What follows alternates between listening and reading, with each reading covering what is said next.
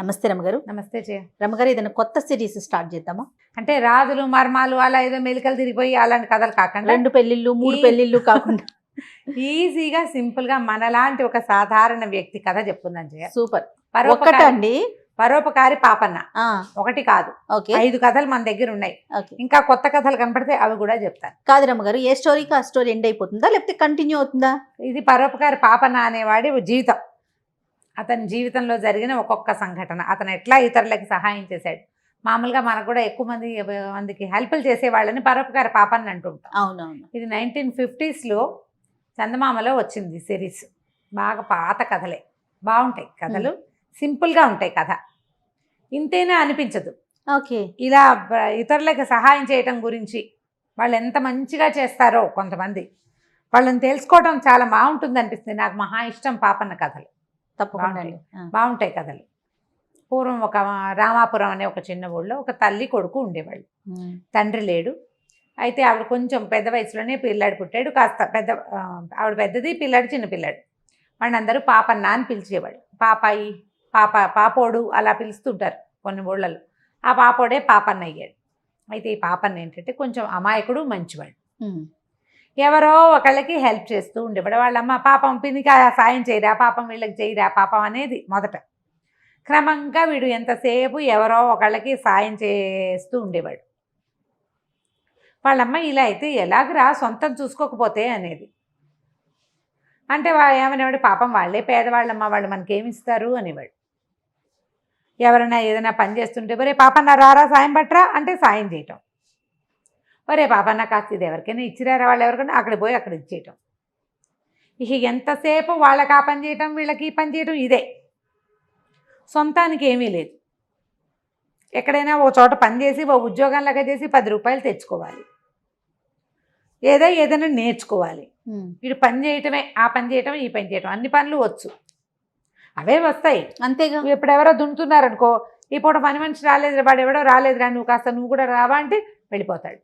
ఈ బరువు ఎత్తవా అంటే వెళ్ళిపోతాడు. నీళ్ళు తెచ్చిపెట్టవా అంటే వెళ్ళిపోతాడు. వాళ్ళమ్మ చెప్పేది కానీ అతను వినేవాడు కాదు. అలాగే గడిచేది. అయితే ఏమైంది, కొంతకాలం కాస్త పెద్దవాడు అయ్యాక వాళ్ళమ్మ ఒకనాడు ఏకాదశి నాడు ఉపవాసం, ద్వాదశి వచ్చింది. వస్తే ఆ పూట దేవుడికి ఏదో చేసి పెడదామని అనుకుంది. చేసి పెట్టాలి, ఏదైనా దేవుడికి నైవేద్యం పెట్టుకోవాలి, పాయసము అవి పెడదామనుకుంది. అయితే పాయసం పెట్టదలుచుకుంది కదా, అందుకని ఏమందంటే కొడుకుని బెల్లము, తర్వాత మినువులు, పప్పు బెల్లము, నెయ్యి తెమ్మని చెప్పింది. ఒక ఏదో చేతిలో పెట్టింది రూపాయి. సరే అది జేబులో పెట్టుకున్నాడు. వాటి కోసం బయలుదేరితే ఆ ఊళ్ళో ఒక రెడ్డి గారినాడు. ఆయన గుమ్మ మీద కూర్చుని ఉన్నాడు. ఒరే పాపన్న సమయానికి కనపడ్డావరా, మా పని మనిషి అమ్మాయి పని చేస్తుంది రామి, అది రాలేదురా, ఇంకా చాలా ఆలస్యం అయిపోయింది, ఇంట్లో గొడవగా ఉంది, మేము కూడా ఎక్కడికో వెళ్ళాలి, కాస్త రామిని కేకేసుకురారా అన్నాడు. ఇతను పప్పు పాయసం మాట మర్చిపోయాడు, వదిలేశాడు. ఇంకా రామి వాళ్ళ ఇంటికి వెళ్ళాడు. రామి దగ్గరికి వెళ్తే ఆ రామి దానికి 2-3 ఆవులు ఏవో ఉన్నాయి, పాలు పిండి ఎవరికో పోస్తుంది. ఏమంది, ఇవాళ పొద్దున్నే ఆవు తన్నింది బాబు, అదేమిటో సెటిల్ అవ్వలేదు, దాన్ని సర్దేసరికి ఇంత సమయం పట్టేసింది, రెడ్డి గారు గోలెడుతున్నారు ఏమిటోను, సరే పాలు తీసాను, ఒక పని చేయవా, కాస్త ఈ పాలు తీసుకెళ్ళి నా వతన వాళ్ళకి ఇచ్చేవా బాబాబు అంది. అదెంత భాగ్యం, ఇస్తాలే అన్నాడు. బాగానే ఉందిగా, రెడ్డి గారి పని అయ్యింది, రామి వెళ్ళిపోతుంది, ఆయనకు తొందర కదా, పోనీ రామి పని అవుతుంది, పాలు మనం ఇచ్చిస్తే సరిపోతుంది. పాలు పుచ్చు బయలుదేరాడు. పాలు పుచ్చుకెళ్తుంటే పురోహితుడు కనిపించాడు, ఆ ఊరు పురోహితుడు. ఆయనేమో ఏదో పెద్ద బరువు మోసుకొస్తున్నాడు. అబ్బా పాప భలే కనపడ్డావురా సమయానికి, కాస్త ఈ బరువు మోసిపెట్టరా నాయన, కాస్త దీన్ని తీసుకెళ్ళాడు కర్ణంగారి ఇంటి వైపుకి పెట్టవా అనేసరికల్లా, అయ్యో దాందే ఉంది స్వామి, అదే అలాగేనని ఆ పాల వాళ్ళకి పాలు పోసేసి ఈ బస్తా ఎత్తుకున్నాడు ఈయన దగ్గర నుంచి. సంచులు ఏవో బరువులు ఉన్నాయి, దేవాలయానికి కావాల్సిన సామాన్లు. సరే అవన్నీ మోసుకుంటూ కర్ణంగారి వీధిలోకి వెళ్ళాడు ఆయనతో పాటు. తీరా అక్కడికి వెళ్ళేసరికల్లా కర్ణంగారు కనపడ్డారు. ఒరే వంట అయిపోవచ్చింది, కానీ బియ్యం కావాలి, బియ్యం కొట్లో చెప్పొచ్చాను, ఓసారి నాతో రా, ఇవాళ పనివాడు రాలేదు, బియ్యం బస్తా పట్టుకోద్దు కానీ అన్నాడు. బియ్యం బస్తా ఆయనతో పాటు వెళ్ళి బియ్యం బస్తా మోసుకొచ్చాడు. వంట అయిపోయింది వాళ్ళ ఇంట్లో. వాళ్ళు ఏమన్నారు, అన్నం తినేసి వెళ్ళారు. అట్లా అన్నాలు పెట్టేవాళ్ళు, వాళ్ళు ఏమీ ఇవ్వకపోవటం కాదు, శ్రమకి తగిన డబ్బు కాదు కానీ ఆ సమయానికి ఏదో ఇచ్చేవాళ్ళు. సరే వాళ్ళ ఇంట్లో అన్నం తిన్నాడు, పొట్ట నిండిపోయింది కదా. ఇలాగే వాళ్ళకి వీళ్ళకి సాయం చేసుకుంటూ 3 అయ్యేసరికి ఇల్లు చేరాడు. వాళ్ళ అమ్మంది, ఒరే పప్పు పాయసం పాలు నెయ్యి పప్పులు ఏవిరా అంది. ఈవిడ బెల్లము మినపప్పు నెయ్యి చెప్పింది. ఏవి అయ్యేసరికల్లా అమ్మ అయ్యో ఇలా రకరకాల పనులలో ఉండిపోయానంటే వాళ్ళ అమ్మ కేకలేసింది, వరే ఇందేం పిచ్చిరా, ఇంత పరోపకారమా, ఉండొచ్చు తను మాలిన ధర్మం చేస్తే ఎట్లా, నీ పని మానుకుని, నీకు పని లేదనుకో పోని, నేను చెప్పా కదా, అయినా సరే నువ్వు వెళ్ళిపోయావు చూడు అని కేకలేసింది. సరే ఆవిడకి విసుగు పుట్టింది, వీడిని ఎక్కడైనా పెట్టాలి, ఏం చేయాలని కరణం గారిని పురోహితుడిని ఆ ఊళ్ళో ఉన్నారు కదా పెద్దవాళ్ళని, పిల్లాడు దారి తప్పిపోతున్నాడండి, ఏదో పనులు చేసుకుంటూ తిరుగుతుంటాడు, చెరువుకి వెళ్తాడు, చేటకెళ్తాడు, నేను ఏదో ఒకటి చెప్పండి వీడికి అనేసరికల్లా ఆయన వాళ్ళు ఏమన్నారు, బాగా ఆలోచించి కోణంగిపురం అని ఒక ఊరుంది మనకు దగ్గర ఊరు, 2 ఊళ్ళ అవతల, అక్కడ ఒక మంచి గురువు గారు ఉన్నారు, ఆయన దగ్గరికి పంపిస్తే చదువుకుంటాడు, పిల్లాన్ని చదువుకుంటే వాడికి వచ్చి తెలివితేటలు వస్తాయి, అమాయకుడు ఇప్పుడు ఏ పని చెప్పినా చేసేస్తాడు. అబ్బాయి నాకు కుదరదండి ఇలాంటి సమాధానం చెప్పడానికి రాదు, అందుకని అక్కడ పంపమన్నారు. సరే ఈవిడేం చేసింది, అలాగేనని కాస్త వీడి సంచికించి సర్దింది. పాపన్న కూడా ఆసక్తే, చక్కగా వేరే ఊరు వెళ్ళొచ్చు, వేరే మనుషులు చూడొచ్చు అని ఒప్పుకున్నాడు. వెంబడి పెట్టు తీసుకెళ్ళి ఏం చేసింది, ఆ కోణంగిపురానికి వెళ్ళారు. ఆ గురువుగారి ఇంట్లో చూసేసరికల్లా గురువుగారు బాగానే ఉంది, అట్లాగేనమ్మా వదిలిపెట్టు, చెబుతాలే చదువు అన్నాడు.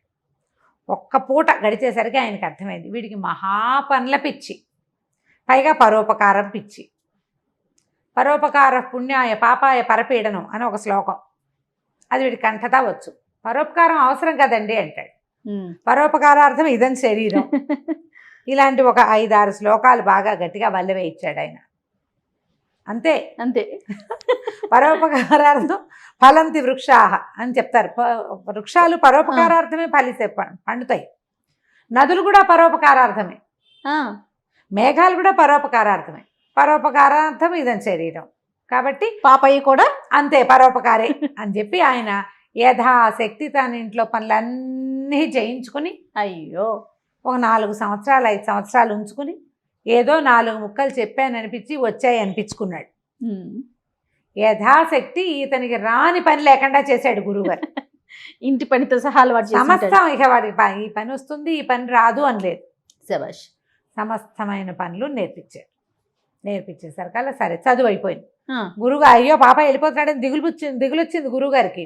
కానీ మరి ఏం చేస్తాడు, చదువు అయిపోయాక పంపేయద్దు, ఆయన చెప్పదలుచుకున్న శాస్త్ర పాఠాలు 4 చెప్పేసి అయిపోయింది రా అబ్బాయి, ఇంటికి వెళ్ళిపోమన్నాడు. సరే పాప ఏం చేశాడు, అలాగేనని ఇంటికి వెళ్ళడానికి బయలుదేరాడు.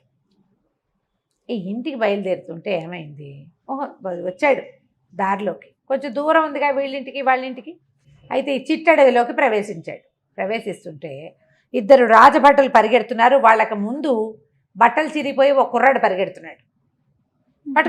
పట్టుకోండి అని అరుస్తున్నారు. అక్కడ ఎవరున్నారు పట్టుకోవడానికి, వాళ్ళిద్దరే పరిగెడుతున్నారు వాడి వెనకాల. ఈయన ఏం చేశాడు, ఏమనుకున్నాడు పాపన్న, ఓహో ఈ రాజభటులు వీడు దొంగో ఏమిటో అయ్యుంటాడు అని చెప్పేసి పరిగెత్తి పట్టుకున్నాడు. పరోపకారార్థం కదా ఈయన చేసేది, పరోపకారం. పరిగెత్తుకుంటూ దొంగను పట్టుకున్నాడు. ఓర్ని భలే పని చేసావురా, రారా మాతోట్రా, మా సైన్యాధికారికి చెప్పి నీకు బాగా బహుమతి ఇప్పిస్తాం, మా అధికారికి చెప్పి అని చెప్పి పట్టేసుకున్నారు, నోట్లో గుడ్డలు కుక్కేశారు ఆ కుర్రాడికి. తీసుకెళ్తే వాళ్ళతో పాటు వెళ్ళాడు. సైన్యంలో ఉద్యోగం ఇప్పిస్తారు, ఏదైనా బహుమతి ఇస్తారు, ఉద్యోగం అవసరం కదా, అలాగని వెళ్ళాడు వాళ్ళ వెనకాల. ఊరు నుంచి వెళ్తున్నాడు, గురువుగారి దగ్గర నుంచి వెళ్తుంటే ఒక కుర్రాడు కనపడ్డాడు. కుర్రాడిని రాజభట్లు వెంబడి పడుతున్నారు, పట్టుకుని కట్టేశాక ఏమైంది, కొంచెం దూరం వాళ్ళు కట్టి వాడిని తీసుకెళ్లారు ముందుకి. తీసుకెళ్ళిన తర్వాత ఒక బాగా అడవి లోపలికి తీసుకెళ్ళి ఆ కుర్రాడిని ఓ చెట్టు కట్టేశారు. మనకి సంకేత స్థానం ఇదే, ఇక్కడే ఉండాలి, అరే ఇక్కడ ఉండండి మీ ఇద్దరు అని చెప్పి పాపన్నకి ఏం చెప్పాడు, వాళ్ళిద్దరిలో ఒకడు, బాబు నువ్వు ఇక్కడే మా వాడికి సహాయం ఉండు, మా యజమాని వచ్చాక, మా సైన్యాధికారి వచ్చాక, అధికారి అంటాడు, యజమానుడు సైన్యాధికారి అంటాడు, అధికారి వచ్చాక నీకు బహుమతో ఉద్యోగమో ఏదైనా చేయిస్తాం, అందాక మా వాడికి తోడుండు నువ్వు అని చెప్పి కుర్రాన్ని కట్టేశారు. ఓ భట్టుడు ఇక్కడ ఉన్నాడు, ఇంకో భట్టుడు ఈ మాటలు చెప్పి వెళ్ళిపోయాడు.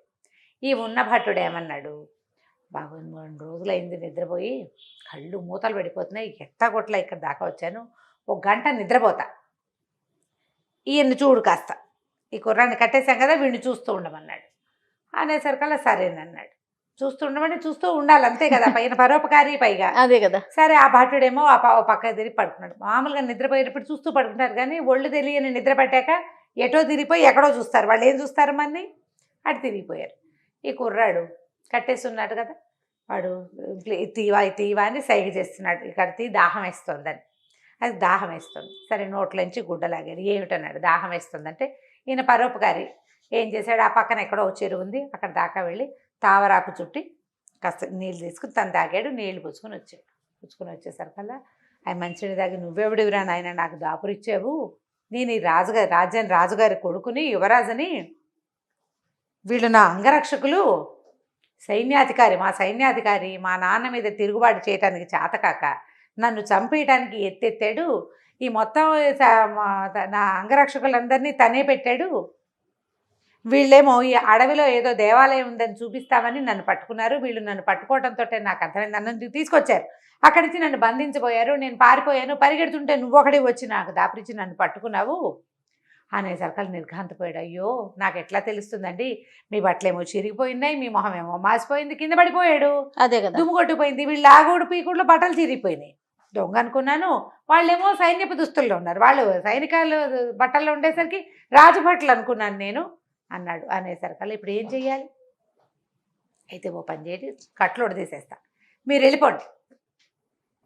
వెళ్ళిపోండి, నేను ఇక్కడ ఉంటానన్నాడు. ఆ కుర్రాడు అన్నాడు, అది కాదు నువ్వు ఇక్కడ ఉండిపోతే వీళ్ళని చంపేస్తారేమని. అబ్బే వాళ్ళు నన్ను ఏం చేయలేరండి, నాకు చాలా బలం ఉంది, చిన్నప్పటి నుంచి పని చేస్తున్నాను, నా సంగతి నేను చూసుకుంటా, రెడ్ హ్యాండెడ్గా పట్టుకుందాం వీళ్ళని, కాబట్టి మీరు వెళ్ళిపోయి సైన్యాన్ని తీసుకురండి, సైన్యాధికారి పెట్టిన వాళ్ళని ఎవరినీ తేకూడదు, పాత వాళ్ళని తెచ్చుకోవాలి, తండ్రికి చెప్పి తేవాలి అని చెప్పి రాజకుమారుడిని ఊడదీసేశాడు పాపన్న గారు.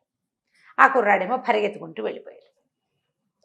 ఈ వెళ్ళేసరికల్లా ఏమైంది, ఈ పడుకుని ఉన్నాడుగా, పాపన్న ఏం చేశాడు, మళ్ళీ పోయి కాసిన మంచినీళ్ళు తెచ్చుకుని మంచినీళ్ళు తాగి మళ్ళీ ఓ తామరాకు పొట్లం చుట్టి నీళ్లు పట్టుకొచ్చి ఓ చోట గుర్తుగా అట్లా పెట్టాడు పడిపోకుండా.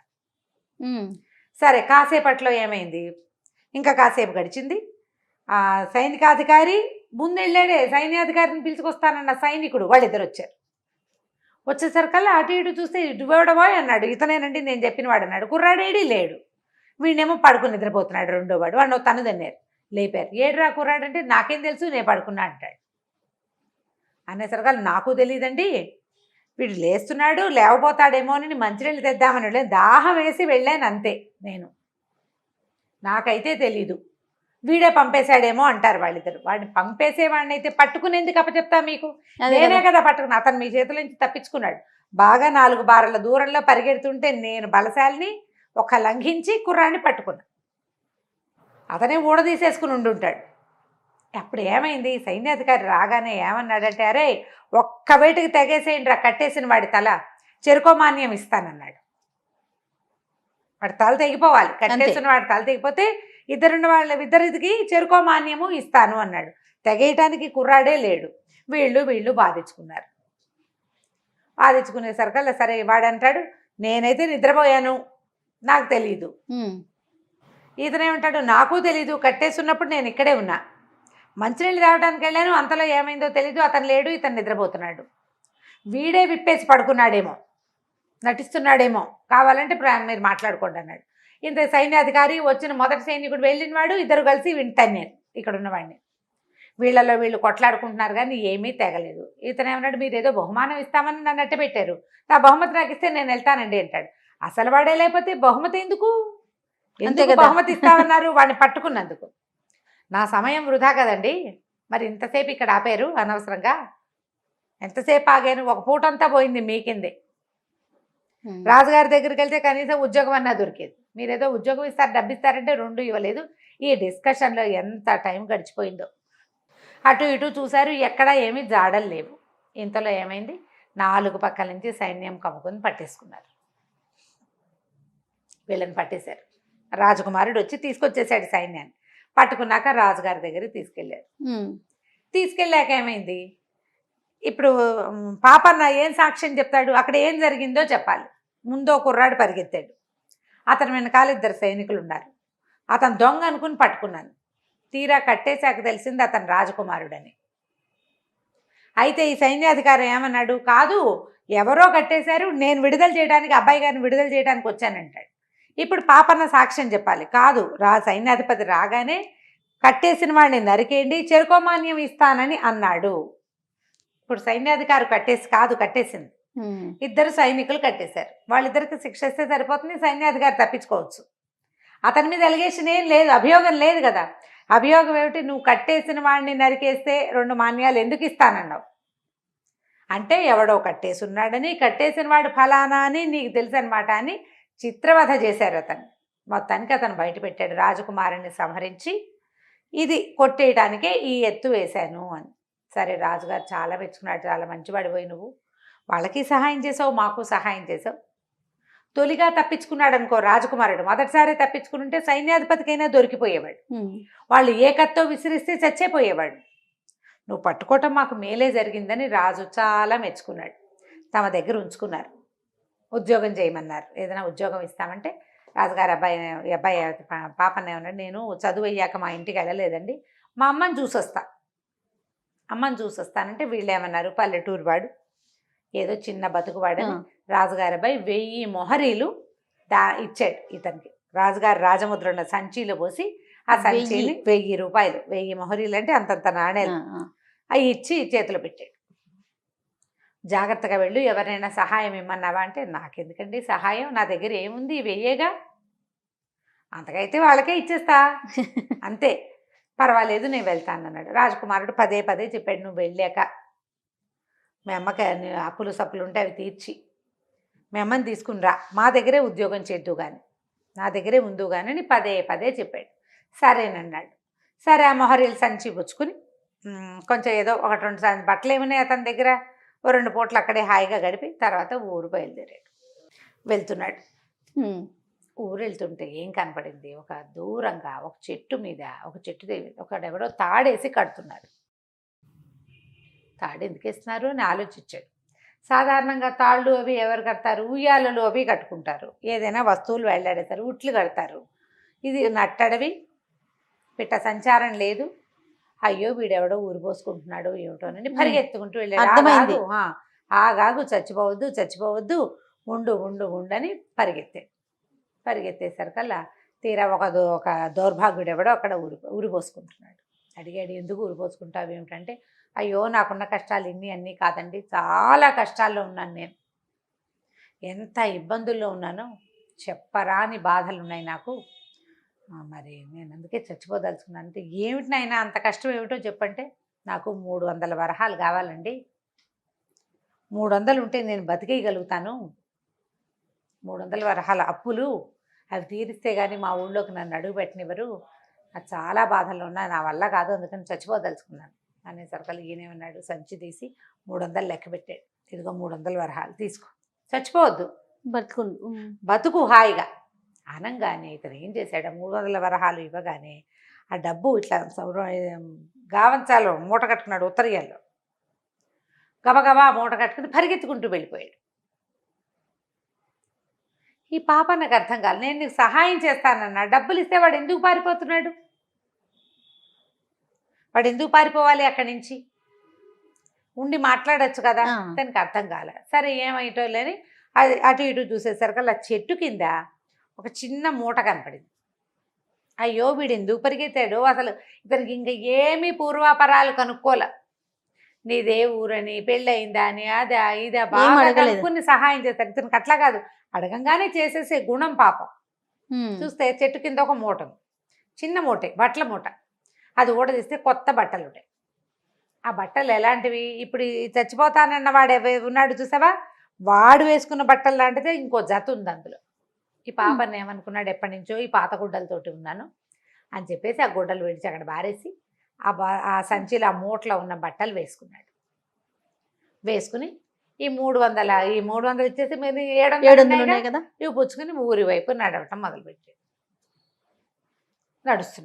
నడుస్తుంటే ఏమైంది, ఇంతలో వెనక నుంచి ఎవరో రాళ్ళు పెట్టి కొట్టేశారు అతను. గట్టిగా తగిలేసినాయి దెబ్బలు. ఇప్పుడు దూరం నుంచి ఇంత రాయి వేసి కొట్టే భలే సర్రమని తగులుతుంది. ఆ కొట్టేసరికల్లా హదిరి పడ్డాడు. 2వ రాయి 3వ రాయి తగిలేసరికల్లా తలకాయ తిరిగిపోయి పడిపోయాడు. సరే, పడిపోవటం ఏమిటి, ఆ పక్కన డబ్బుల మూట కూడా పడిపోయింది, అతని చేతిలో ఉంది, పక్కన 2 పెట్టుకున్నట్టు పడ్డాడుగా. ఆ వాడు పరిగెత్తుకుంటూ వచ్చి ఆ కొట్టిన వాడు ఆ మూట తీసుకుని పారిపోయాడు. ఇంతకీ ఆ మూటని దొంగిలించుకుని పారిపోయిన వాడు ఎవడో కాదు, ఇంతకుముందు ఇతనితో 300 సహాయం చేయబడిన వాడే. ఇతని దగ్గర డబ్బులు ఉన్నాయని తెలిసింది కదా, ఇంకా డబ్బులు ఉన్నాయని. వాడే ఆ డబ్బుల కోసమే వాడు అది తలకాయ పగలగొట్టేసి ఓడి దుర్మార్గుడు అక్కడి ఇచ్చి ఈ డబ్బులు పుచ్చుకుని పారిపోయాడు. ఇప్పుడు దీనికి పూర్వకథ ఏమైందంటే, ఎవడైతే కుర్రాడు సూసైడ్ చేసుకుంటున్నాడని డబ్బులు ఇచ్చేసాడు పాపన్న కదా, ఆ శ్యామన్న వాడి పేరు. ఆ శ్యామన్న ఏంటంటే వాడికి ఒక కథ ఉంది. వాడు ఏమిటి కొంచెం తొందరగానే పెళ్ళయింది, తండ్రి లేడు తల్లి వాడు. అయితే వీడికి ఏంటంటే కొంచెం చుట్టుపక్కల అప్పులైనాయి. పెళ్ళయింది కానీ పిల్లని కాపరానికి తెచ్చుకోలేదు. పాత రోజుల్లో అలా చేసేవాళ్ళు కదా. అత్త మామ ఎంతసేపు ఉత్తరాలు రాయించారు, కబుర్లు పంపిస్తుంటారు, పిల్లని కాపరాన్ని తీసుకెళ్ళండి అని. కానీ వీళ్ళు ఆ పని చేయలేదు. వాళ్ళ అమ్మ కూడా పోరుతుంది, వ్యాపారం తెచ్చుకుందాం పిల్లని తెద్దానరా అని. వీడికి ఇక్కడ అప్పులున్నాయి. ఈ బాకీలు వాళ్ళు ఒత్తిడి తెచ్చేస్తున్నారు. వాడికి ఉన్న చిన్న ఇల్లు కూడా స్వాధీనపరచుకోవడానికి. వీడికి ఉన్న బాకీలు వాళ్ళ అమ్మకి తెలియదు. వాడు ఏదో ఆటకాయతనానికి చేసిన బాకీలు, ఆటలకి వాటికి వీటికి అక్కడికి ఇక్కడికి వెళ్ళడానికి బాకీలు చేశాడు. సంపాదన లేదు, బాకీలు ఎలా తీరుతాయి? అవును. దాంతో వాడు చాలా విసిగిపోయి ఉన్నాడు జీవితం మీద. కానీ వాళ్ళ అమ్మకి బాకీ సంగతి తెలియక వాడిని బలవంత పెట్టి అత్తారింటికి తోలింది. తీరా వీడేమనుకున్నాడు, వెళ్ళి అత్తారింటికి ఓ పూట ఉండి వచ్చేద్దాం అనుకుంటే వాళ్ళు 2-3 రోజులు ఉంచి 2 బట్టలు కుట్టించి ఇచ్చి పెళ్ళాన్ని బలవంతంగా పంపేశారు అతనితోటి. తీసుకెళ్ళిపోవాల్సిందేనని. ఇక ఏమీ చేయలేక వాళ్ళు ఇచ్చిన బట్టల్లో ఓ జత కట్టుకుని మీ 2వ బట్టలో అతను చిన్న మూట చేత పుచ్చుకుని భార్యను వెంబడి పెట్టుకొచ్చాడు. వస్తుంటే దారిలో ఏమనిపించింది, పెళ్ళాన్ని ఇంటికి తీసుకెళ్తే రూపాయి సంపాదన లేదు. బాకీలు వాళ్ళు వచ్చి ఇంటి మీద పడితే పెళ్ళాం ముందు పరువు పోతుంది. బాకీ తీర్చడానికి వేరే దారి లేదు. అందుకని అతను ఏమనుకున్నాడు, చచ్చిపోదాం అనుకున్నాడు. వాడు సూసైడ్ చేసేసుకోవాలి, ఊరేసుకుందాం అనుకున్నాడు. ఈ భార్య తను సాయంకాలం వేళే బయలుదేరి చీకటి పడే వేళకి ఈ చిట్టడవిలోకి చేరి ఓ చెట్టు కింద పడుకుని నిద్రపోయారు. పెళ్ళాం నిద్రపోతోంది. ఇతను ఏం చేశాడు, లేచి ఈ సూసైడ్ చేసుకోవడానికి వచ్చేసాడు. ఆ అమ్మాయి అక్కడెక్కడో ఉంది. వీడు బాగా ముందుకు నడిచి వచ్చాడు. అక్కడ మన పాపన్న అతను చూశాడు. ఈయన పరోపకారార్థం ఇతని శరీరం అంటాడు కదా, డబ్బిచ్చాడు. డబ్బిచ్చాక డబ్బులు పుచ్చుకున్నాక ఇతనికి ఏమనిపించింది, డబ్బులు ఇచ్చినట్టే ఇచ్చి తను ఉరి మానేయంగానే డబ్బులు లాక్కుంటాడేమోనని పరిగెత్తి పారిపోయాడు. పారిపోయిన తర్వాత వాడికి ఏం ఊహొచ్చింది, మనకి ఇంత డబ్బు ఇచ్చాడు, 300 వరహాలు ఇచ్చేసాడు, 300 పట్టుకెళ్ళాడు, తీసేసుకున్నాడు. అతని దగ్గర ఇంకా డబ్బులు ఉన్నాయి, లెక్క పెడుతున్నాడు కదా, లెక్క పెట్టి కదా 300 తీసి ఇచ్చాడు. కాబట్టి మిగిలిన డబ్బులు గనక కొట్టేస్తే జీవితం హాయిగా వెళ్ళిపోతుంది, వీడెవడో అమాయకుడిలాగా ఉన్నాడు అని అనుకుని ఏం చేశాడు, పారిపోయిన వాడు కొంచెం దూరంగా దాక్కుని ఈ పాపన్న గారు తన బట్టలు అక్కడ ఉన్నాయి, మూటలో ఉన్న కొత్త బట్టలు వేసుకుని నడుస్తున్నాడు కాదు, అతన్ని వెనకాల నుంచి పాపన్నని రాళ్ళు పెట్టి కొట్టేశాడు. కొట్టంగానే పడిపోయాడు. ఆ డబ్బులు పుచ్చుకుని పారిపోయాడు. వెళ్ళిపోయాడు శ్యామన్న. వెళ్ళిపోయి డబ్బులు లెక్క పెట్టుకున్నాడు. చూస్తే తన దగ్గర ఉన్నవి కాకుండా 700నే మొత్తం కలిపి 1000 వరహాలు. ఆ సంచి రొంటిని పెట్టుకుని ఏమనిపించింది, జీవితం మీద వ్యామోహం వచ్చింది.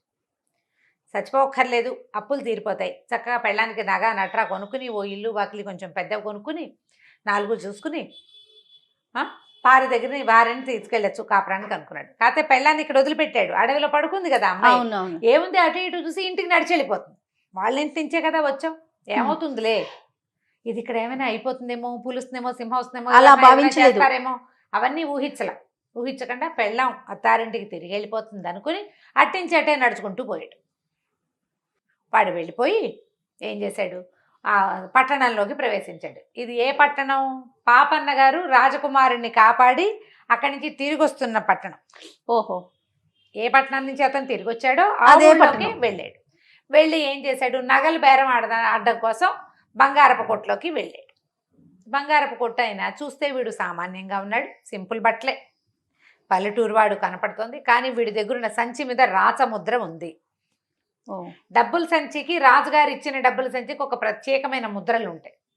ఆ ముద్ర చూసేసరికి డౌట్ వచ్చింది, వీడెవడికో ఎట్లా వస్తుంది ఈ సంచి, పైగా రాజుగారి సంచి అంటూ ఒకటి ఎవరింటికైనా వస్తే వాళ్ళు అందులో ఏమైనా బియ్యపిండి పోసి శనగపిండి పోసి ఎవరికి ఇవ్వరు, అది అతాత్పరంగా దాచుకుంటారు.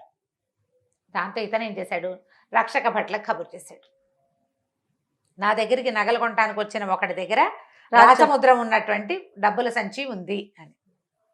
వాళ్ళు వచ్చి సైనికులు వీడిని పట్టుకున్నారు. పట్టుకోగానే ఈ సంచితో సహా తీసుకుపోయారు రాజుగారి దగ్గరికి. రాజుగారు పరిశీలించి చూశాడు, అది ఏమిటి, నిన్న సాయంత్రం మనం పాపన్నకి ఇచ్చిన సంచి, 1000 వరహాలు ఇచ్చాం, లెక్కెట్టారు, 1000 వరహాలు ఉన్నాయి. ఈ శ్యామన్నకి 1 రూపాయి ఖర్చు పెట్టే అవకాశం కూడా రాలా అందులో. తొలుత 300 తీసుకున్నాడు, తర్వాత మొత్తం సంచి లాక్కున్నాడు. ఏం చేసుకుంటాడు? రూపాయలు కొనాలి ఏదైనా. బంగారపు కొట్టుకు వెళ్ళాడు తొలిగా, అక్కడ దొరికిపోయాడు. లెక్క పెట్టంగానే రాజుగారు అడిగారు, ఈ సంచి నీ దగ్గరికి ఎక్కడ వచ్చిందంటే ముందు నాదేనన్నాడు. తర్వాత భటులను చూసి భయపడి, అబ్బే కాదండి ఎవరో ఒక ధర్మాత్ముడు దానం చేశాడు. దానం చేస్తే ఎట్లా దానం చేస్తాడు?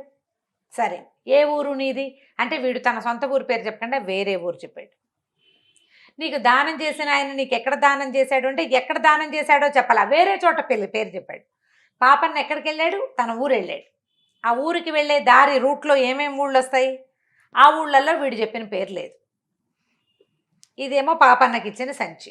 దాంతో వీడు అబద్ధాలన్నా చెప్తూ ఉండాలి. ఎవరో ధర్మాత్ముడు దానం చేస్తే 100 ఇస్తాడు, 50 ఇస్తాడు, 10 ఇస్తాడు, మొత్తం ఎందుకు 1000 వరహాలు ఇచ్చేస్తాడు.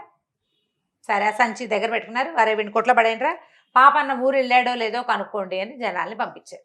పాపన్న వాళ్ళ ఊరు అన్ని వివరాలు వీళ్ళ దగ్గర ఉన్నాయి, చెప్పాడు కదా వాళ్ళకి.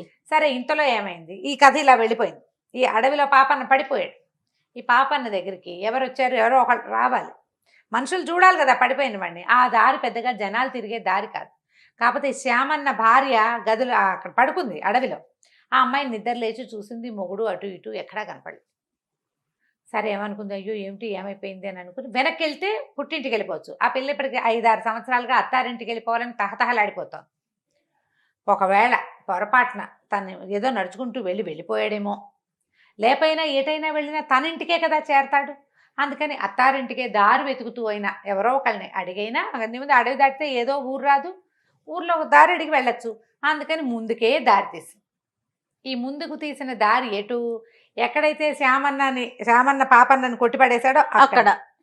ఆ దూరం నుంచి నడిచేస్తుంటే చూస్తే ఎవరో మనిషి బోర్లా పడి ఉన్నట్టు కనపడుతున్నాడు.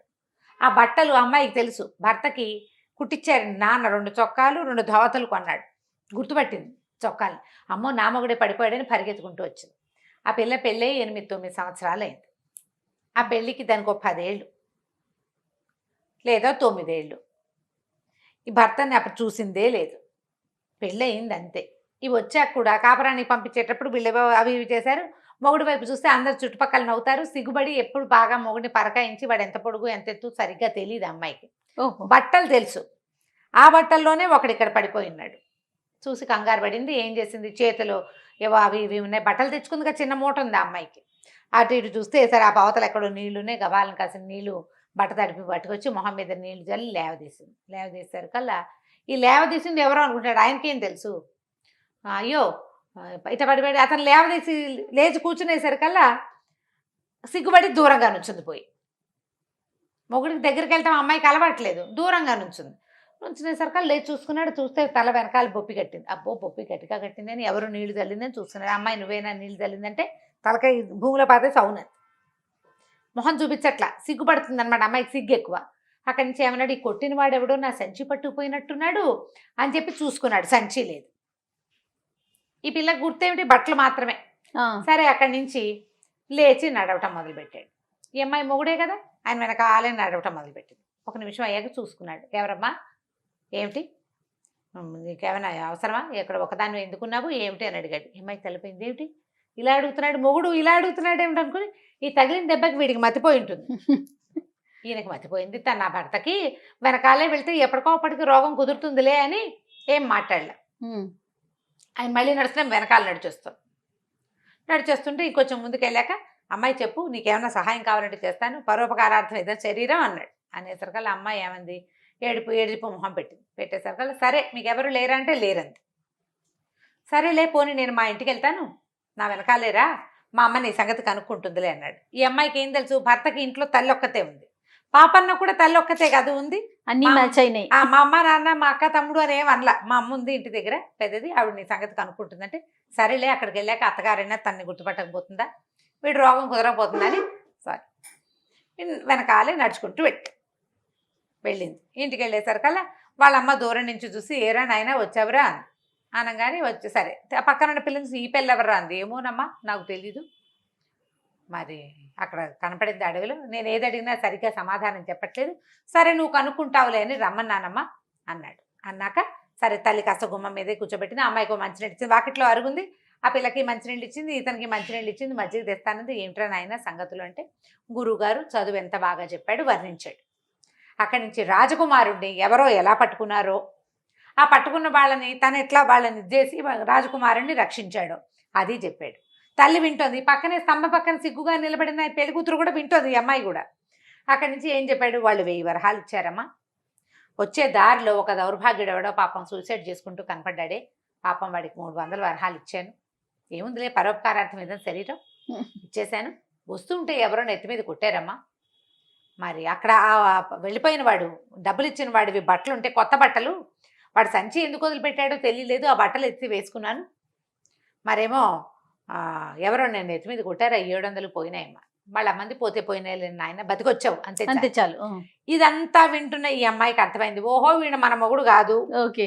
అయితే ఊరు పోసుకోబోతున్నాడు, కష్టాలు చెప్పాడు, తనకి ఇబ్బందులు చెప్పాడు అని ఎవరినైతే చెప్తున్నాడో అతను తన భర్త. ఆయన బట్టలే ఈయన కట్టుకున్నాడు, కానీ ఈయన మళ్ళీ కొట్టింది ఎవరో తెలియదు. కొట్టిన వాడెవడో ఉండాలి, అది ఎవరో తెలియదు. ఈ 10 నిమిషాలు కూడా గడవక ముందే రాజభట్లు వచ్చేసారు గుర్రాలు వేసుకుని.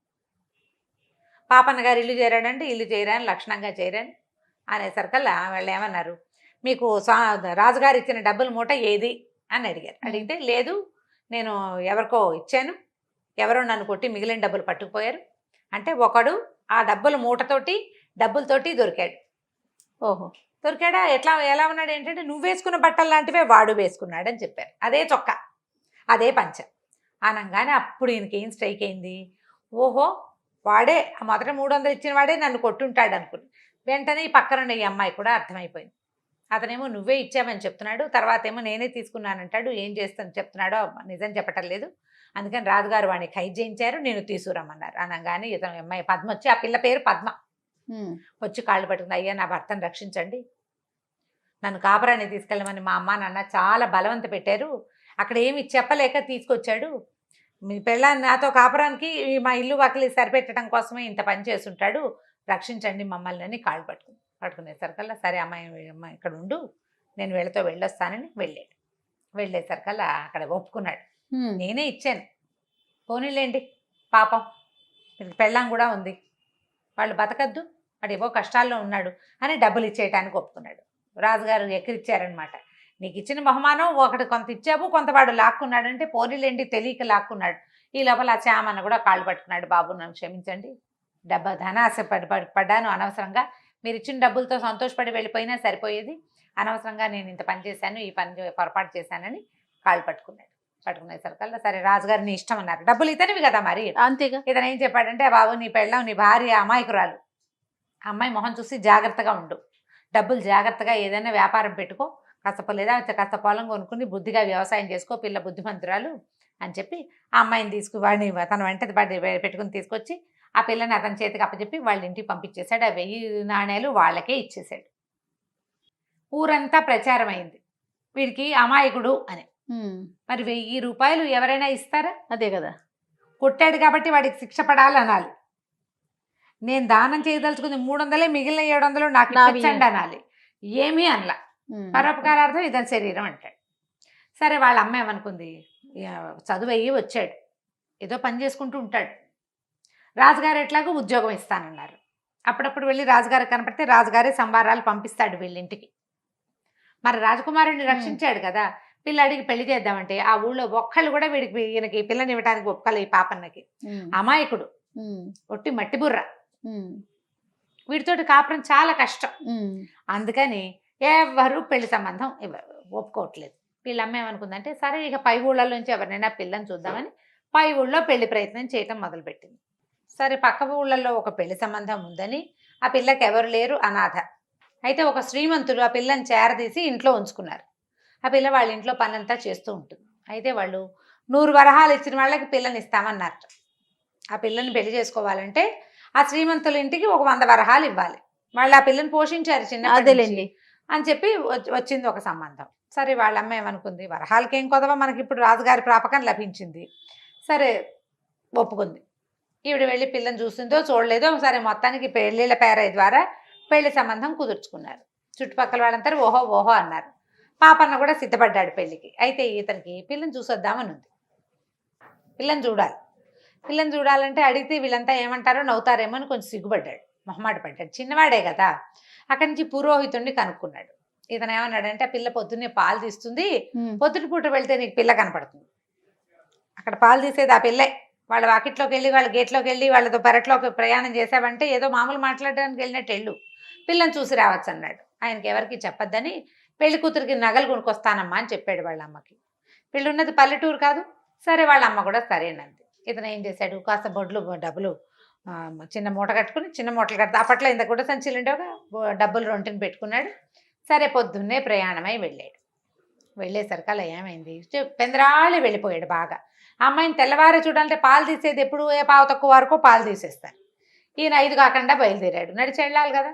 ఈ వెళ్ళే దారిలో ఏమింది, ఇంకా ఆ ఊరు సమీపిస్తుండగా ఒక అతను కింద పడి మూలుగుతున్నాడు. ఓ బండి ఉంది, ఆ బండి ఒక అమ్మాయి దిగి అతన్ని బోదారుస్తుంది. వాళ్ళిద్దరూ వలవలా ఏడు చేస్తున్నారు. అమ్మాయి కళ్ళు తుడుచుకుంటుంది, అతను అమ్మో అయ్యో అని మూలుగుతున్నాడు. అయ్యో అయ్యో మీకేం కష్టం వచ్చిందంటే, పరోపకారార్థం ఇదం శరీరం అన్నారు మా గురుగారు, మీకు ఏమైనా సహాయం కావాలంటే చేస్తానన్నాడు.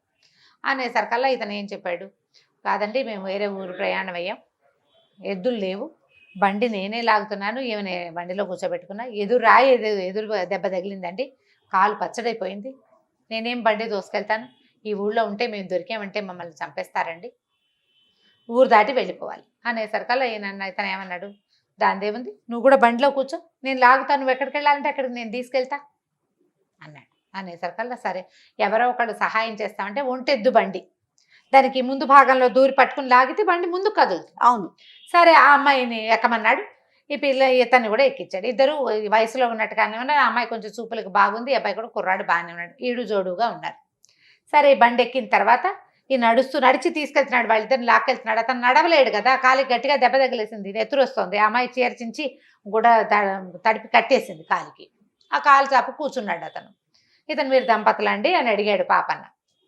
దంపతులు అవుదామనే బయలుదేరాం బాబు అన్నాడు. అదేమిటి దంపతులు అవ్వడానికి మీ ఇద్దరే బయలుదేరటం ఏమిటి అని అడిగేసరికల్లా ఏమన్నాడు, ఏం చెప్పాను బాబు, దీనికి అమ్మా నాన్న లేరు, మరి ఓ శ్రీమంతులు ఇంట్లో ఉంటుంది, నేనేమో వీళ్ళ పక్కింట్లోనే పని చేసుకుంటాను. సరే దీనికి పెళ్లి సంబంధాలు వస్తున్నాయి, వాళ్ళు చూస్తున్నారు, ఆయనకి 100 వరహాలు ఇస్తే కానీ పిల్లనివ్వని అంటున్నాడు. నా దగ్గర 2 వరహాలు కూడా లేవు, మేమిద్దరం ఎప్పటి నుంచో కలిసి పని చేసుకుంటున్నాం, నేను పక్కింట్లో పనిచేసేదాన్ని, అది వాళ్ళ దొడ్లో పనిచేసేది, ఇద్దరం కలిసి చిన్నప్పటి నుంచి ప్రేమించుకున్నాం, ఆయన ఒప్పడు. ఈ లోపల ఎవరో పెళ్లి సంబంధం ఒకటి కుదిరిపోయింది. ఈ లోపల ఆ పక్క ఊళ్ళోంచి ఒక పెళ్లి సంబంధం వచ్చింది, వాళ్ళు 100 వరహాలు ఇవ్వడానికి ఒప్పుకున్నారు. ఆ పెళ్లి కూడా కొట్టి మట్టి బుర్రట.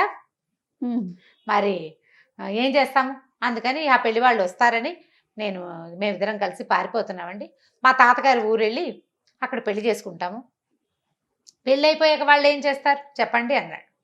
అనగానే ఈయన బండి ఆపేసి ఉంచున్నాడు. అదేంటండి ఆపేశారు, ఎవరో ఒకళ్ళు వస్తారండి అన్నాడు. అక్కర్లేదు, మీరు పారిపోవాల్సిన అవసరమే లేదు, అసలు ఈ అమ్మాయిని తీసుకుని పారిపోవటమే తప్పు, ఆయనతో మాట్లాడాలి, వాళ్ళు ఒప్పుకోరండి. ఎందుకు ఒప్పుకోరు అంటాడు ఇతను. కాదండి, ఎవరో 100 వరహాలు ఇచ్చి పెళ్లి సంబంధం కుదుర్చుకున్నారంటే ఆ 100 వరహాలు ఇచ్చింది నేనే నాయన, నువ్వేం కంగారు పడక, 100 వరహాలు పెళ్లి సంబంధం నేనే అని చెప్పి బండి తిప్పి వెనక్కి తీసుకెళ్ళేసరికి ఈ లోపల ఈ అమ్మాయి ఇంట్లో లేదని కనపడలేదు, పారిపోయింది, ఎక్కడికో వెళ్ళిపోయింది, ఏదో బట్టల మూటైనా పట్టుకెళ్తారు కదా, బట్టలు పట్టుకుపోయిందని తెలిసి ఆ శ్రీమంతుడు ఆ పెద్దింటి ఆయన అటు ఇటు తిరుగుతున్నాడు కోపంగా. కొంప ముంచేసింది, ఇప్పుడు వాళ్ళు వస్తే నేనేం సమాధానంతో మాట పోయింది కదా. అవును. అక్కడి నుంచి వీళ్ళిద్దరిని తీసుకెళ్తే అవి చూడంగానే ఆయన గట్టిగా అరిచి కేకలేశాడు. ఈ పాపని అన్నాడు, ఎందుకండి కేకలేస్తారు, వాళ్ళిద్దరికి చిన్నప్పటి నుంచి ప్రేమట, హాయిగా పెళ్లి చేసుకొని ఇవ్వండి, మీ కళ్ళ ముందే పడి ఉంటారు, వాడు పక్కిట్లో పని చేస్తున్నాడు, మీ ఇంట్లోనే చేయించుకోవచ్చు కదా హాయిగాను, చెప్పండి అన్నాడు. అనేసరికల్లా అంటే ఇప్పుడు ముందే ఏం చెప్పాడంటే, నీకు 100 వరహాలు కావాలి అంతే కదా, వరహాలు నా దగ్గర ఉండే నేను ఇస్తానన్నాడు, 100 వరహాలు నేను ఇస్తాను, పెళ్లి చేసుకో, పిల్లని ఆయనకి చెప్పకుండా తీసుకెళ్ళకూడదు, వాళ్ళు పెంచారు కాబట్టి అని వెనక్కి తెచ్చాడు. తెచ్చేసరికల్లా ఇతను అన్నాడు, ఆయన శ్రీమంతుడు, కాదండి పెళ్లి సంబంధం కుదర్చడానికి ఏముందండి, వాళ్ళు ఎవరికో ఒప్పుకున్నాను, నా మాట పోతుంది, ఈ ఊళ్ళో చాలా పేరున్నవాడిని నేను, వాళ్ళు 100 వరహాలు ఇచ్చినా అందులో సగం ఈ పిల్లకే ఇచ్చేవాడిని, నేను మాట ఇచ్చేసే అది బాగుండదంటే, మీరు మాట ఇచ్చింది మాకేనండి, నేనే పాపన్నని ఇందాక చెప్పలా ఇప్పుడు చెప్పాడనమాట. ఇందాక డబ్బిస్తానని చెప్పి తీసుకొచ్చాడు. అదే ఆ పిల్ల వీడిని మట్టిబుర్ర అన్నారు కదా వాళ్ళిద్దరు, పెళ్ళికొడుకు పెళ్లి సంబంధం కుదిరింది, మట్టిబుర్ర అని చెప్పారు, కాళ్ళు పట్టుకున్నారు, మమ్మల్ని క్షమించండి అని. పాపన్న అన్నాడు, మీకు 100 వరహాలు కావాలి అంతే కదా ఈ పిల్ల పెళ్లికి, ఆ 100 వరహాలు ఇదిగోండి అని నేను తీసుకోండి అని శ్రీమంతుడికి చేతులు పెట్టాడు. డబ్బులు పుచ్చుకొచ్చాడు నగలు కొనటానికి. ఆయనకి చేతులు ఆళ్ళ. వీడికి ఒప్పుకొని ఇంకోటికి ఇచ్చి పెళ్లి చేస్తూ 100 వరహాలు ఇతని దగ్గర తీసుకోవటం ఏమిటి అనిపించింది. తప్పు అనిపించింది. ఇతను ఒప్పుకోలేదు, పాపయ్య ఒప్పుకోవాలి. కాదండి, ఒక 100 వరహాలతోటి ఒకళ్ళు జంట ఎందుకు విడిపోవాలి, శాశ్వతంగా అది వేరైపోతారు కదా, పర్వాలేదంటే ఆయన ఏం చేశాడు, ఆ 100 వరహాలు ఎత్తి ఆ పనిమాయి చేతిలో పెట్టాడు. ఆ లక్ష్మి చేతిలో, ఆ పిల్ల పేరు లక్ష్మి, తన చేతిలో పెట్టాడు. మీ ఇద్దరు హాయిగా మీ జీవితం మీరు గడపండి అని చెప్తే ఆ శ్రీమంతుడు ఆశ్చర్యపోయాడు. ఇదేం పరోపకారం నాయన, ఎక్కడా లేని విడ్డూరం అని ఆశ్చర్యపోయాడు. కానీ వాళ్ళకి పెళ్లి చేసేయండి అంతేనన్నాడు. అంతేనా, నాకు ఇంకేముంది, సరే అని అనుకుని వాళ్ళేమో లక్ష్మిని ఆ పక్కనింటి కుర్రాడు ఇద్దరు పెళ్లి చేసుకున్నారు. పాపన్నేమో ఇంటికి వచ్చేసాడు. వాళ్ళ అమ్మ లబో దిబోమని మొత్తుకుంది. ఇదేమిట్రా నాయన, పెళ్లి చేసుకోమంటే ఇవో డబ్బుకు డబ్బు పోయే, పిల్లకి పిల్ల పోయే, వాళ్ళకి పెళ్లి చేసి వచ్చావు ఎట్లాగరా నువ్వు అంటే, పోనీ అమ్మా పరోపకారం కంటే ఎక్కువ ఏమిటి అంటాడు. పాపం ఒక 100 తోటి వాళ్ళ జీవితం పాడైపోవాలా? అదే కదా, 100 వరహాలు ఎంతలో సంపాదిస్తాం, కూలీనాలు చేసుకుని రోజుకో రూపాయి కూడబెట్టినా కొన్నాళ్ళకి 100 అవుతుంది. పాపం వద్దు నాకు అలాంటి పెళ్ళి అన్నాడు. కానీ ఊళ్ళో అయిన ప్రచారం వల్ల ఇతనికి పెళ్లి సంబంధాలే రాలేదు, పెళ్ళిళ్ళు లేవు, పెళ్ళి లేదు. ఏ సంబంధం అడిగినా వీడికి మేము ఇవ్వం, వీడు తెలివి తక్కువ పెద్దమ్మ. ఇందులో ఇతని మంచితనం ఎంత ఎక్కువ ఉందో ప్రజలకి తెలివి తక్కువతనంగా అర్థమవుతుంది. అది వీడు మందబుద్ధి, తెలివి తక్కువ వాడు, అవతల వాళ్ళంతా వీడిని ఎక్స్ప్లాయిట్ చేస్తున్నారు అనిపిస్తుంది కదా. దాంతో ఇక వాళ్ళ అమ్మ ఏమంది, ఇక నీ పెళ్ళి వదిరా నాయన, నాకు ఆశ పోయింది అంట మొదలెట్టి.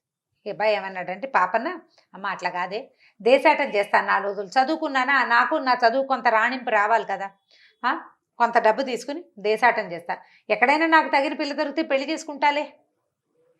ఈ చుట్టుపక్కల ఊళ్ళలో ప్రచారం అయింది. ఈ ఊర్లు దాటి బయటకు వెళ్తే ఎవరో ఒకరు దొరుకుతారు. రూపసీతను కొంచెం చూడటానికి బాగానే ఉంటాడు, దృఢమైన వాడు బాగా, అందుకని ఎక్కడో చోటు చేసుకుంటానులేమ్మా అన్నాడు. అనేసరికి వాళ్ళమ్మ వదిలిపెట్టేసింది. సరే వెళ్ళరా నాయన.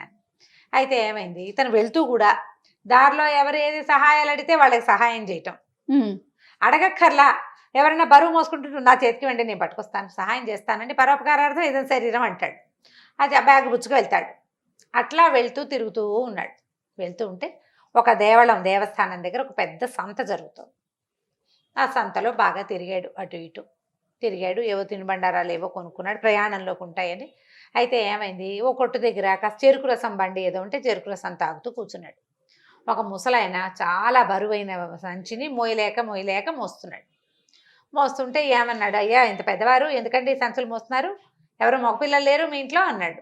ఎక్కడైనా మగపిల్లలు, ఎప్పుడో మా కొడుకు పోయాడు, నాకున్నదల్లా ఒక కోడలు మనవరాలు, ఆడాళ్ళు ఏమొస్తారని నేనే సామాన్లకి సంతలకి వాటికి వస్తాను, బళ్ళు గిళ్ళు ఏమి లేవు నాయన, ఏదో ఇల్లు వాకిలి ఉన్నాయి కానీ అన్నాడు. అనగానే అబ్బాయి ఇతను ఏమన్నాడు, పాపన్న ఆ సంచి నాకు ఇవ్వండి, మీ ఇంటి దాకా తెచ్చి పెడతాను అని చెప్పేసి, ఇతను మంచి బలశాలి కదా, ఆ మూట ఎత్తి భుజాన్ని వేసుకున్నాడు. ఆయన సరే కొంచెం కుర్రాడు బాగున్నాడు, ఏదో మాట మంతి ఆడుతూ ఇంటి దాకా తీసుకుపోయాడు. సరే కొంచెం చీకటి పడ్డ కాస్త వెలుగుండగానే ఇంటికి వెళ్ళారు. సరే లోపల నుంచి మంచినీళ్ళు తీసుకొచ్చారు, ఇచ్చారు. సరే వేరే ఊరు వెళ్ళాలి, ఇంకో ఊరు వెళ్ళాలి, అక్కడి నుంచి ప్రయాణం చేయాలి కదా, కొత్త ఊళ్ళు చూడాలి అతను. అనేసరికల్లా ఆయన ఏమన్నాడు, బాబు ఈ రాత్రికి ఉండి అన్నం తిని పడుకోబోయి రేపు పొద్దునే వెళ్తూ కానీ, అక్కడేం వలసిన పని లేకపోతే అక్కడేం పని పాట ఏముంది, తిరగడానికే కదా, దేశాటనే కదా చేయబోతోంది, ఇక్కడే అన్నం తిని పడుకోమన్నాడు. పడుకోమనేసరికల్లా సరే ఇతను ఏం చేశాడు, వాళ్ళ ఇంట్లో అన్నం తిన్నాడు, వాకిట్లో అరుగు మీద పై పంచపరుచుకొని పడుకున్నాడు. అప్పటి రోజుల్లో లైఫ్స్ ఇంత సింపుల్గా ఉండేవి. అయితే ఒక అర్ధరాత్రి వేళ ఒక 3 గంటలు అవుతుంది, తెల్లవారి 3ంటికి ఏమిటో ఏడుపులు వినపడినాయి ఇతనికి. ఎవరో ఏడుస్తున్నారు, ఏమిటో మాట్లాడుకుంటున్నారు రణగణ ధ్వనిగా. లేచి వెళ్ళి చూస్తే ఎక్కడ ఇది, వాకిళ్ళు కొంచెం వాకిల్లాగా ఉంది, ఓ ఇల్లు, ఇంటికి అరుగుంది, వెనకాల పెరట్లోంచి మాటలు వినపడుతున్నాయి. అర్ధరాత్రి 3ంటికి పెరట్లో ఏం మాటలు వినపడాలి. ఈయన వెనక్కి వెళ్ళాడు. ఒక పెద్ద నడివయసు ఆవిడ, ఓ పిల్ల, ఇద్దరు ఏదో మాట్లాడుకుంటున్నారు, నూతిలోకి దిగాలని చూస్తున్నారు వాళ్ళు ఇద్దరు. నువ్వు వద్దు, నేను దిగుతా, లేదా మేమిద్దరం కలిసి దిగుదామని. ఈయనకు అర్థం కాల, ఈ పాపయ్యకి అర్థం కాక, అమ్మ ఏం పడిపోయింది, కావాలంటే నేను దిగుతా, మీరిద్దరు దిగబాకండి అన్నాడు. అనేసరికి ఇద్దరు లబో దిగోమని ఏడ్చారు. మేము దిగట్లేదు బాబు, దూకుతున్నాము, దూకాలి, మా పరిస్థితి బాగుండలేదు, మేమేం చేస్తాము అనేసరికి ఈ లోపల ఈ పాపన్న పెద్ద గొంతుతోటి మాట్లాడతాడు. లోపల ముసలాయనకి వినపడింది. ఆయన లేచి పరిగెత్తుకుంటూ బయటకు వచ్చి చూశాడు. ఇదేమిటి అమ్మ ఇట్లా చేస్తా అంటే, ఇంకేం చేయను తాతయ్య, చచ్చిపోవడం కంటే ఇంకొక చిత్రం ఉందా నాకు అని ఆ పిల్ల ఏడవటం మొదలుపెట్టి, ఏమిటి వాళ్ళకు వచ్చిన కష్టం, ఏమిటి కష్టం అని అడిగేసరికల్లా ముసలాయన అన్నాడు, ఏం చేయను ఆయన, నాకు ఒకడే కొడుకు, ఒక కోడలు, ఒక మనవరాలు, ఈ పిల్ల పుట్టిన 4-5 ఏళ్ళకి మా అబ్బాయి పాము గారు చచ్చిపోయాడు, ఈ కోడల్ని పిల్లని సాక్కొస్తున్నాయి. పిల్లకి 16 పెళ్ళిడు వచ్చింది, 16-17 ఏళ్ల పిల్ల. పిల్ల 10వ ఏట వ్యక్తురాలు అవుతుంది. ఇంకా జాతకం చూపిద్దామని జాతకం చూపిస్తే మా పిల్ల నష్టజాతకురాలని, దానికి పెళ్ళవంగానే భర్త చనిపోతాడు, విధవ యోగం ఉందని, వైధవ్యం ఉంది అని జాతకంలో చెప్పారు.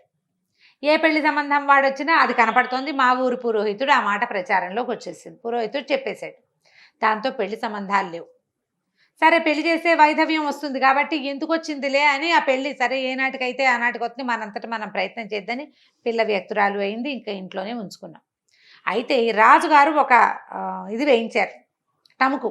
ఏంటంటే 16 సంవత్సరాలు నిండిన పిల్లలు ఎవరైనా వివాహం కాకుండా ఉంటే వాళ్ళకి గ్రామాధికారి ఇష్టం వచ్చిన వాడికి ఇచ్చి పెళ్లి చేసేస్తారు. 16 ఏళ్లకి పిల్లకి పెళ్లిళ్ళు చేసేసేయాలని రాజుగారు ఒక ఆజ్ఞ జారీ చేశారు. ఈ జారీ చేసిన ఆజ్ఞ ప్రకారం ఈ పిల్లకి 16 ఏళ్ళు నిండితే రేపొద్దున గ్రామాధికారి వస్తే ఆ ఊళ్ళో ఉన్న 2వ పెళ్లివాడికో 3వ పెళ్లివాడికో ఇచ్చి పెళ్లి చేసేస్తారు ఈ పిల్లని. 2వ పెళ్లివాడు పోతే వాడి సంతానానికి ఈ పిల్ల దొరికేస్తుంది. అంతే కదా, అదే కదా. అందుకని ఈ పిల్ల లబోదిబోమని ఏడుస్తుంది. ఇప్పుడు పెళ్ళి ఎక్కడ జరుగుతుంది దానికి? అందుకని ఏడుస్తున్నాం. పిల్ల ఏమో దూతలో దూకుతామని వస్తే తల్లి వెనకాలే పరిగెత్తుకొచ్చి నేను కూడా దూకుతానంటుంది. అది విషయం. వాళ్ళు తెలియక ఈయనేమో ఏదో పడిపోయిందని నేను దిగి తీస్తానమ్మా అంటున్నాడు అనమాట.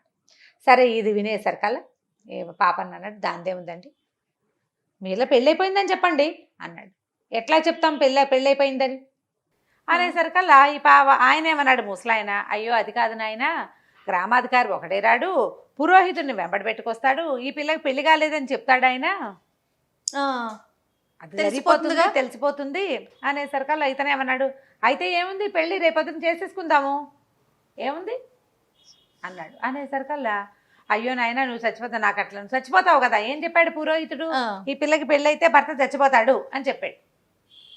నీకెందుకు వచ్చింది నాయన ఈ కష్టం అంటే, ఏం పర్వాలేదండి, పరోపకారార్థం ఇదే శరీరం అన్నారు మా గురువు గారు, ఏమవుతుంది వివాహం చేసుకుందాము, నేనే పెళ్లి కొడుకుని చూపిస్తారు, ఎలాగూ నువ్వు నా దారి నేను పోతా, మీ పిల్లని మీరు ఉంచుకోండి అన్నాడు. అనేసరికల్లా సరే ఆయన తాతగారు తల్లి సంతోషించారు, వీడెవడో మంచివాడు దొరికాడు, పోనీ పిల్లకి పెళ్ళయిందన్న పేరైనా ఉంటుంది. సరే తెల్లవారేసరికల్లా పురోహితుడిని కేకేశారు, మా పిల్లకి పెళ్లి కుదిరింది, ఫలానా పాపన్న ఒక కుర్రాడు మా ఇంట్లోనే ఉన్నాడు, పెళ్లి చేయొద్దు కానీ రమ్మన్నారు. అనేసరికల్లా సరే చుట్టాల పక్కాలంతా చేరారు.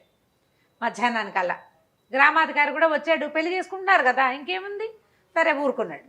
సరే చుట్టుపక్కల ఊళ్ళో ఉన్న వాళ్ళంతా వచ్చారు, గబగబా పందిరేశారు. అప్పుడున్న కంసాలి గబగబా నా దగ్గర చేసిన సూత్రాలు ఉన్నాయి పట్టుకొస్తానన్నాడు. నేచర్ల పద్మశాలీలు ఉంటారు, వాళ్ళు 2 పట్టు చీరలు పట్టుకొచ్చి ఇచ్చారు, అన్నీ అమిరిపోయినాయి. మధ్యాహ్నానికి పెళ్ళి. అయితే ఏమైంది, పురోహితుడికి ఏం భయపట్టుకుంది, ఈ కుర్రాడు ఎవడో పెళ్లి కొప్పుకున్నాడు, వీడు ఏమీ కాకుండా చూడడానికేమో పిడిరాయల్లే ఉన్నాడు, గుండు పిక్కలే, రేపొద్దున వీడికి ఏమీ కాకపోతే నా జ్యోతిష్యం ఊళ్ళో ఎవరైనా నమ్ముతారా? ఎవ్వరూ నమ్మరు. సో తను చెప్పింది నిజం అవ్వాలని ఏం చేశాడు ఆయన, ఓ నీళ్లలో ఏదో పదార్థం కలిపి పట్టుకొచ్చాడు. వివాహం సంపన్నమైంది, చక్కగా పెళ్లి చేసేశారు.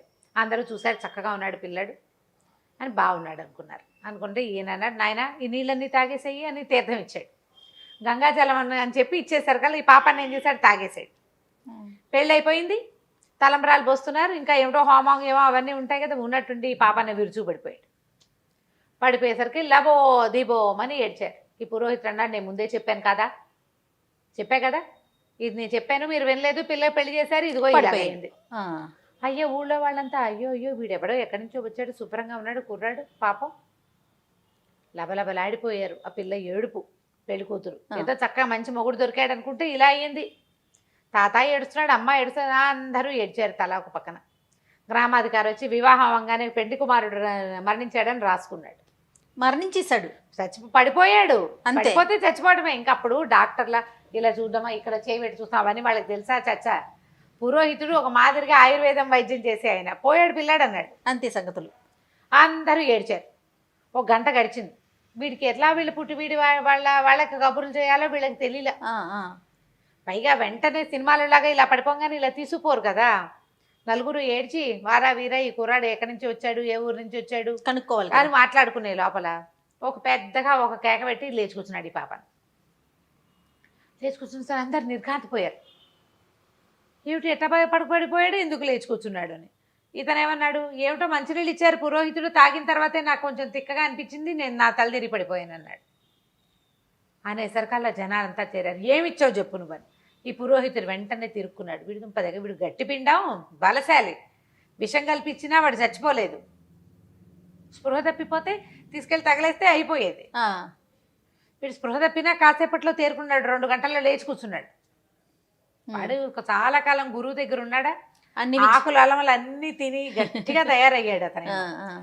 పురోహితుడు వెంటనే తేరుకుని నేనే కల్పించాను ఈ పిల్లాడికి అన్నాడు. ఎందుకుట, ఇప్పుడు అమ్మాయి జాతకంలో దోషం ఉంది, భర్త మరణించాలి. పిల్లాడి జాతకం నేను గుణించా వాడు చెప్పిన ప్రకారం. వీడికి దీర్ఘాయుష్, అందుకని వీడి మీద నుంచి ఈ నింద పోవటం కోసం, అంటే ఏమనాలి దాన్ని, కీడు తొలగిపోవటానికి కాసేపు పిల్లాడు చచ్చిపోయాడు అనుకుని మీరంతా ఏడ్చారనుకో అయిపోతుంది, అందుకని ఈ పని చేశాను అన్నాడు. ఓకే అనేసరికి జనాలు నమ్మారు. మరి పురోహితుడు ఏ చెప్పినా నమ్మేసే రోజులు పాపం అవి. ఎవరు చెప్పినా పురోహితుడు అనకూడదు. ఎవరు చెప్పినా పురోహితుడు ఏమనుకున్నాడంటే కనీసం ఇలా మాట తప్పించుకునైనా తన మాట నిలబెట్టుకోగలడు, లేకపోతే ఆ ఊళ్ళో ఎవరో అతని మాట నమ్మరు రేపొద్దున. అవునవును, ఆ ఇబ్బంది ఉంది కదా. సరే అక్కడి నుంచి తర్వాత పెళ్లి తర్వాత చేయవలసిన కార్యక్రమాలన్నీ చేసి ఓ 10 రోజులు వాళ్ళ ఇంట్లోనే ఉండి తర్వాత తన భార్య మీనాక్షిని తీసుకుని ఇంటికి వెళ్ళిపోయాడు. వాళ్ళు కూడా సంతోషించారు. ఆ తర్వాత మామగారు లేరుగా, అత్తగారు, తాత వాళ్ళు కూడా ఈ ఊరికి రాక పోకా చేస్తూ ఉండేవారు. మీనాక్షి ఆ పెళ్లి కూతురు పేరు. ఆ మీనాక్షిని తీసుకుని ఇంటికి తీసుకుపోయాడు పాపన్న. ఆవిడకి ఇంటికి వెళ్ళాక అమ్మాయికి తెలిసింది. ఇప్పుడు తనని రాత్రి మన ఇంట్లో వాకిట్లో పడుకుని నేను చేసుకున్నానని చెప్పండి, కావాలంటే నేను చేసుకుంటాను, చస్తే చచ్చాను అన్నాడు. ఏమన్నాడు, పోతే పోతానులేండి, బతుకుంటే నా దారి నేను పోతాను లేదని అన్నాడు. ఇంత మంచివాడు, తనకు దొరికినందుకు అమ్మాయి సంతోషించింది. కానీ ఆ ఊరు వెళ్ళాక అమ్మాయికి ఏం తెలిసిందంటే వీడందరికీ పరోపకారమే చేస్తాడు. కానీ వాడి ఆ పరోపకార బుద్ధి తన జీవితాన్ని నిలబెట్టింది, సంతోషించింది, తనకు లైఫ్ ఇచ్చింది కదా అదే. అందుకని అక్కడి నుంచి ఆయన ఏ పరోపకారం చేసినా అమ్మాయి కాదనేది కాదు. సరిపోయింది. మనం చేసినా సరే ఎవరి దగ్గరికి వెళ్ళినా ఎవరికి ఏమైనా ఇచ్చినా పోనీ పరోపకారార్థం ఇదని శరీరం అని ఆయన మొదలెట్టిన శ్లోకం ఇవిడు పూర్తి చేసేది. అట్లా వాళ్ళిద్దరూ ఇలసాటు లేని జంటలాగా హాయిగా చాలా కాలం పాటు ఉన్నారు. పాపన్న చదువు పేరుతోటి ఈ చిన్న సిరీస్. ఓకే, ఈయన పెళ్ళైపోయింది కదా, తర్వాత పాపన్న పెద్దవాడైపోయాక ఉండే కథలు, మళ్ళీ పరోపకారి పాపన్న కథలు పేరుతోటి ఇంకొక సిరీస్ వస్తుంది. ఇక్కడికి పరోపకారి పాపన్న చదువు సిరీస్ పూర్తయిపోయింది. ఓకే, మళ్ళీ తర్వాత ఆయన ఎట్లాంటివి చేశాడు అవి మళ్ళీ పెరిగినాక కూడా ఇదే తంతారమ్మ గారు, అతని పద్ధతి అది, హెల్ప్ చేస్తాడు అంతే. విచిత్రంగా జయ ఇట్లా సొంతం చూసుకోకుండా చేసేవాళ్ళు ఎదురు దెబ్బ తిన్నా దాన్ని దెబ్బగా భావించరండి. భగవంతుడు కూడా వాళ్ళకి సరిగ్గా టర్న్ చేస్తాడు, వాళ్ళ మీదకి వచ్చిన విషయాన్ని కూడా సరి చేసేస్తాడు. అవునవును, ప్రకృతి చేస్తుంది చూడు ఆ పని. కనిపిస్తారంటారా రమ్మగారు ఈ కాలంలో మనకి? ఉన్నారంటారా? ఉన్నారు. తను మాలిన ధర్మం మొదలు చెడ్డ బేరం అని ముందే మానేస్తాం, చాలా మంది మానేస్తారు. కానీ ఇప్పటికీ హెల్ప్ చేసేవాళ్ళు, ఇతరుల కష్ట నష్టాలని పట్టించుకునేవాళ్ళు వాళ్ళు లేకపోతే ఈ భూమి ఇలా ఉండేది కాదు, ఆకాశం పైన ఉండేది కాదు. జయ ఉంటారు ఖచ్చితంగా, ఆకాశానికి పందిరి గుంజలు అవి లేకపోతే ప్రపంచం ఇట్లా నడవదు. ఎవరో ఒకళ్ళు ఇప్పుడు అందరికీ పరోపకారం కాకుండా కొందరికి చేసే వాళ్ళు ఉన్నా చాలుగా. ఒక విషయానికి చేసినా చాలు, అప్పట్లాగా కాకుండా. అప్పట్లాగా ఇప్పుడు ఈయన అన్నిటికీ పిడుక్కి బియ్యానికి ఒకే మంత్రం కింద అన్నిటికీ పరోపకారం అయ్యింది. అవునవును, కొన్ని విషయాల్లో నేను నా ఉద్యోగం నేను చేసుకుంటాను, నా పని నేను చేసుకుంటాను, నా పనిలో ఇంకోటి భాగస్వామ్యం ఇవ్వను, కానీ నేను రోజుకో 100 రూపాయలు దానం చేస్తా అంటే కూడా పరోపకారమే. అలాంటి వాళ్ళు ఉన్నారు కాబట్టి ఇంకా భూమి నడుస్తోంది. అవునమ్మ, మొన్నటికి మొన్న కూడా మనం చూసాం చూడండి, ఈ సిచ్యువేషన్ లో ఎంతంత హెల్ప్లు చేశారు జయ. అసలు తనను మించి చేసిన వాళ్ళు చాలా మంది, రోజు అన్నం వండి పెట్టిన వాళ్ళు, దారిపోతున్న వాళ్ళకి ప్రతిరోజు బాక్సులు కట్టించి ఇచ్చిన వాళ్ళు, ఎక్కడెక్కడెక్కడి నుంచో డబ్బులు తెప్పించి అవును దానం చేసిన వాళ్ళు. అవును, ఈ దారిలో వీళ్ళకి ఆ డబ్బు అవసరం కాబట్టి వాళ్ళ దారిలోనే ప్రజలు నడిచెళ్తుంటే వాళ్ళకి డబ్బులు పంపించిన వాళ్ళు. పాత ఫ్రెండ్షిప్ని ఇంతకుముందు మనకి ఎప్పుడో సహాయం చేసిన ఆటో డ్రైవర్లకి సహాయం ఏం చేస్తారు ఆటో డ్రైవర్లు, అవును వాళ్ళు మనతో ప్రయాణం చేస్తారు, వాళ్ళకి డబ్బులు ఇచ్చిన వాళ్ళు కూడా మనం ఎంతమందిని చూసాం. మరి వాళ్ళంతా ఉన్నారు కాబట్టి ఇవాళ రోజు ఇలా ఉంది. ఖచ్చితంగా రమ్మగారు. కానీ ఈ లక్షణాన్ని అలవర్చుకోవటం ఎంతకైనా సరే, అంటే పూర్తిగా మీరు అన్నట్లు పాపన్నలాగా చేయలేకపోయినా మనకి తోచినంత మనం చేసుకుంటూ చేయగలిగినంత సహాయం, మనకి ఇబ్బంది లేనంత మటుకు చేసినా కూడా మంచిదే. అంతే. నమస్తే. నమస్తే.